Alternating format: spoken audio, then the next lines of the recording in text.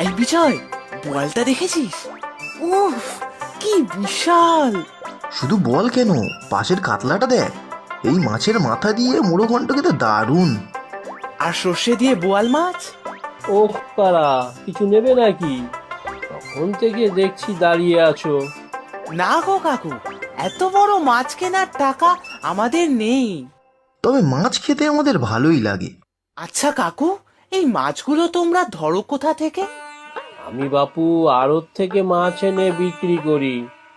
মাছ ধরে যারা, তারা জানে কোথায় জাল ফেললে ভালো মাছ পাওয়া যায়।